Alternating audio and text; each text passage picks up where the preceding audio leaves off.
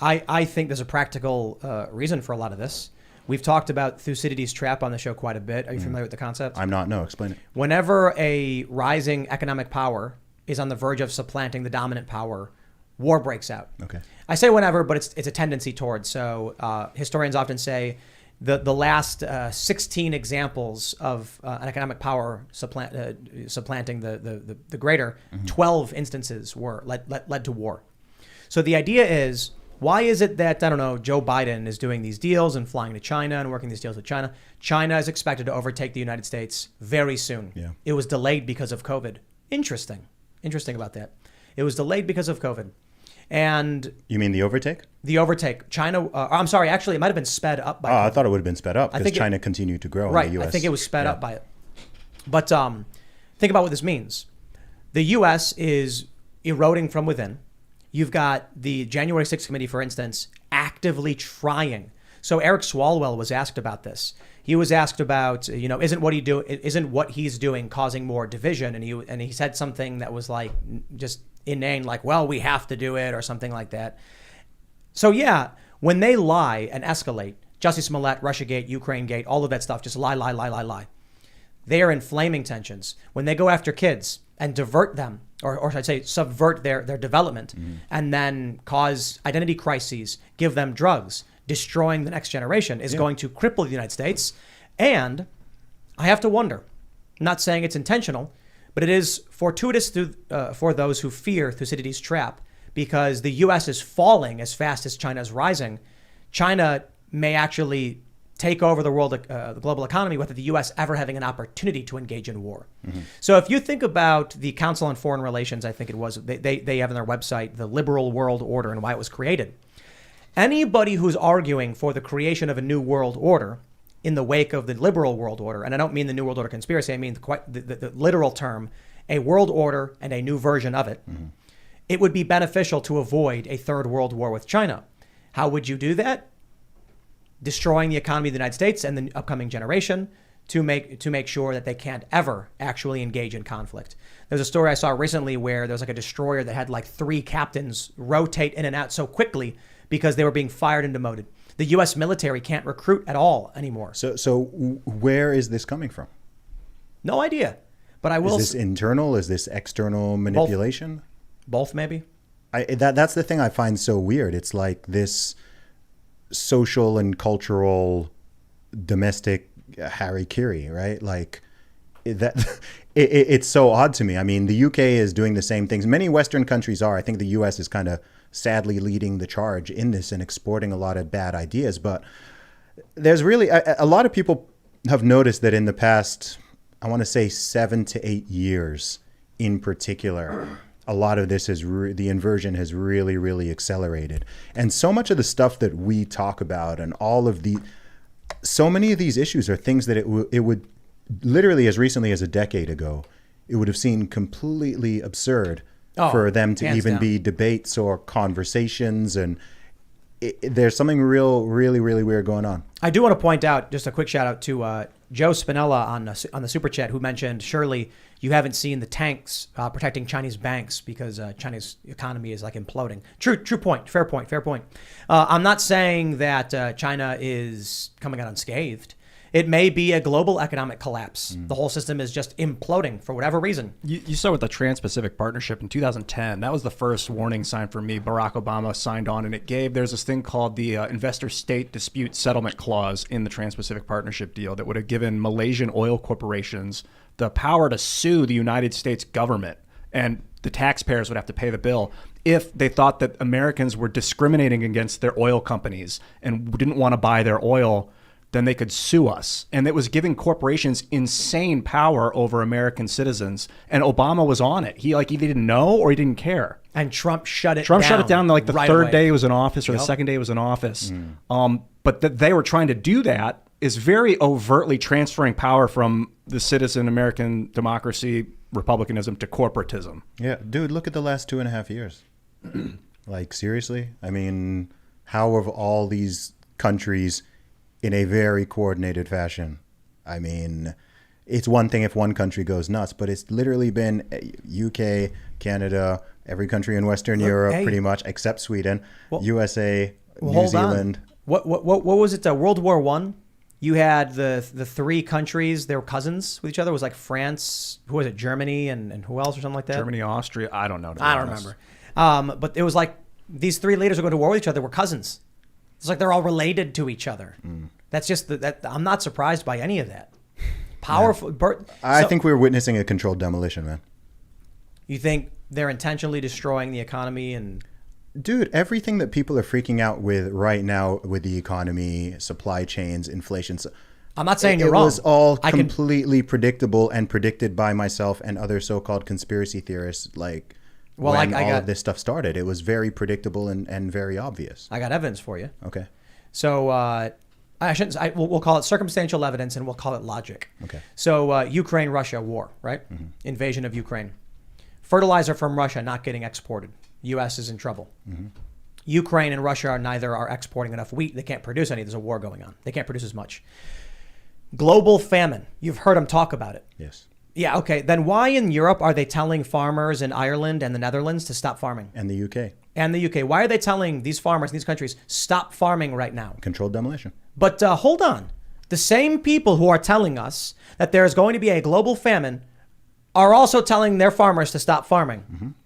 That's very strange, isn't it? I mean, they're saying, famine's coming, you better stop farming or else. It's like, okay, do you want people to, like, run out of food? Yeah, it's weird. I mean, the thing is, and it's impossible to not be a quote-unquote conspiracy theorist these days after the past several years if you are just interested in thinking. But they've created this, right? If people who are in power or people in corporate media and so on, so-called public health officials and the experts to which we keep hearing about, if they refuse to be honest and they just continue to lie and to gaslight and to shift goalposts for years and years and years on end, like every single day, they're just lying to people, then naturally you are going to have people trying to work out, wait, what is going on? This narrative is not making sense. This is not logical. This is not rational. This is not based in science. It's not based in economics. Nothing. What is going on? It makes people wonder. Can we stop it? I think people always ultimately have the power. We can resist the starvation by growing local food. Well, that's what I'm getting to. My question is, if we are in a controlled demolition, do you think it's possible that people reverse course and stop this? Yes, it's always possible. I don't think this is the first time being here in history. By voting for Trump is what you're saying. MAGA. Yeah, I mean, look, I don't think that this is the first or even close to the worst thing that humanity has faced on any level. I think it's important to always maintain a sense of gratitude and perspective, both historically and geographically. And I think there's a lot of real stuff to be very, very concerned about. But in terms of my optimism, I mean, you look at history and, man, there's countless examples of very, very dark times where I'm sure people in certain countries or across just thought, you know what, this is a wrap. This is the end. Like, this is a freaking nightmare. And people have always come out on the end of it thus far, right? Our species is still going. There's more of us than ever before. So I think one thing that people often forget, though, is that history is not finished, right? It never is. No, we're living through the history of the future, right? I'm sure if you go back to 1910s and you talk to people in Europe or in America or whatever, I'm pretty sure they thought that they were very advanced and they were past all the war and the chaos and the famine and the genocides. You know, we're cool. We're advanced. We're smart. We're moral. We're decent people. And then, boom, World War I, boom, World War II, right? That would not have been remotely predictable. Well, what's happening now? They say that there's overpopulation, climate change from too much pollution. I say, okay. They say we got to have late-term abortions. Then they say we also got to give drugs to children that will sterilize them. And I'm like, the end result of that is just the left. Conservatives aren't engaging in that for the most part. They'll be brought down by it to a certain degree, but not completely. And so I wonder about this.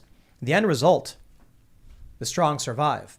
If there's an artificial flood or a natural flood, whatever you want to call it, some emergency, be it an economic crisis, an environmental crisis, or a cultural crisis, in the end, the strong survive. Well, it's the adaptable that survive. The strong may starve. It's also the people. It's the people who show up for it. The future will go to those who show up for it.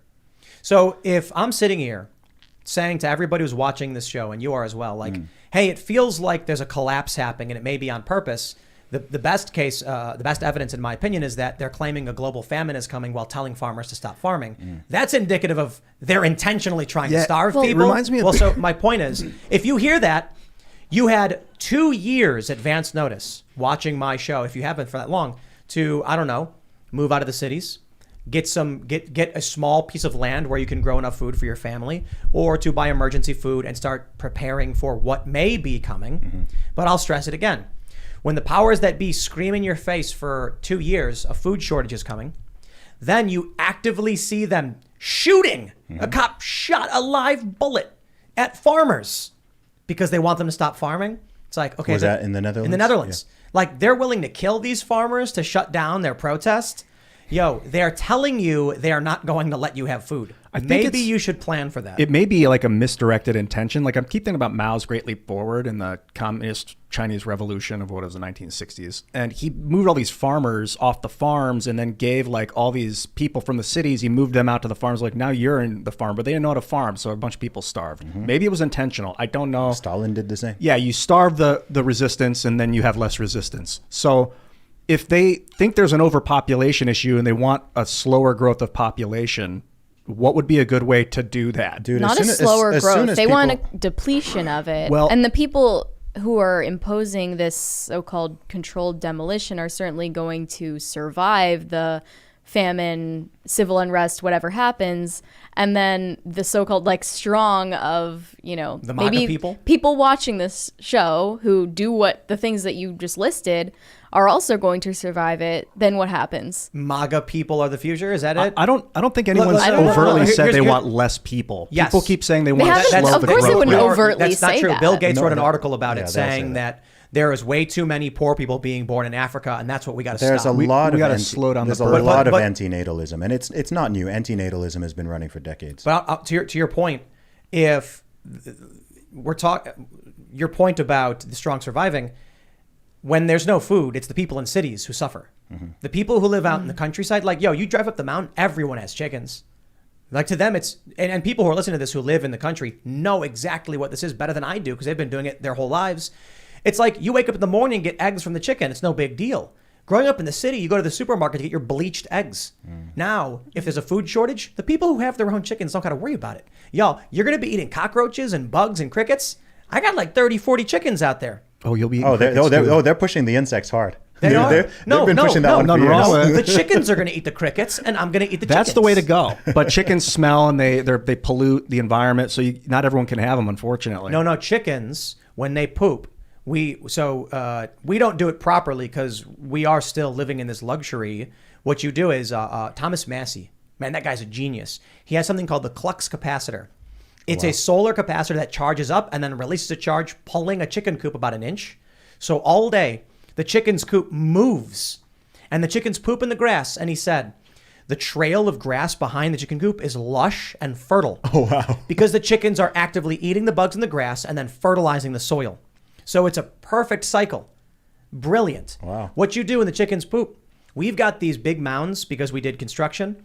And it's crazy how big and tall the wild shrubbery and grasses have grown on it because it was just a huge pile of chicken crap. It is impressive. I looked up at it and saw it for the first time Like, after what it was just a happened? little. That was wild. Yeah, well, it was two big mounds of chicken crap.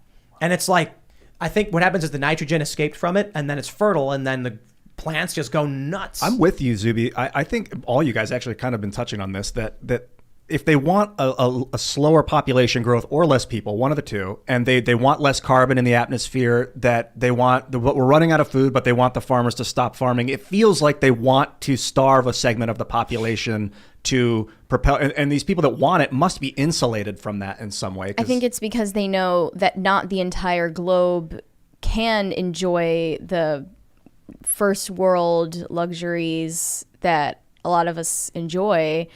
And now their version of preparing for that prospect as the population grows is to, by any means necessary, deplete the population and then hoard the resources for themselves. And I don't think anyone knew Stalin was trying to kill his population until after it happened, or Mao until after it happened. Like, you don't know when it's coming. Otherwise, you stop it. You prevent it. Exactly. This is what people don't understand. But people also are really bad at stopping things.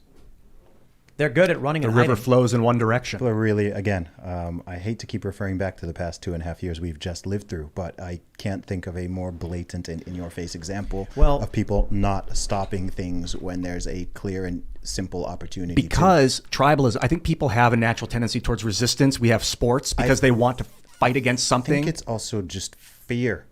With the Most last 2 people are years, scared. there's such an easy way to resist. Yeah. And people didn't do it. They still aren't doing it. Ian makes a good point, though. When I was younger, I used to complain that people cared about sports more than politics. And I didn't understand why we have these stories about, Bush and the invasion of Iraq, and then you get Obama. And I'm like, I wish people cared more about this than, say, like the Packers or whatever. And now I'm understanding exactly why why it was good that we had sports. People don't care or want to understand. They want tribal conflict. And so while they're saying, I choose, because no one forces you to do this. They say, I'd rather watch the baseball game and argue with my friends about who's better at baseball. And then I say, well, I care a whole lot about the conflict, so I'm going to pay attention to that. It actually works out really well that the people who aren't smart enough or don't want to engage in worldly affairs choose not to. So they're not voting for evil people or being susceptible to demagogues. But once politics became pop culture, now you have people being sucked into the demagoguery of the Democrats, or they argue Donald Trump. But it's the Democrats that are funding Trump-supported candidates while claiming they're the apocalypse. So this is what the Democrats have done. I saw this montage. It was horrifying, where all of the cable news outlets are talking about the January 6th hearings as a season of shows with a season finale. They have made it entertainment to escalate political conflict. To me, like you were saying, Zuby, it sounds like they're doing it on purpose to cause political conflict. I wrote for Newsweek when Raskin included me in his evidence that this is the goal, to drive a wedge, to create escalation. Thanks for checking out this clip from TimcastIRL. Come hang out live Monday through Friday at 8 p.m. Eastern Time. Super Chat will even answer some of your questions. If you want to check out the After Hours Censored Show, go to timcast.com and become a member. We put those up Monday through Thursday at 11 p.m. They're very funny, not very family friendly. We'll love to see you there. Thanks for hanging out, and we'll see you all next time.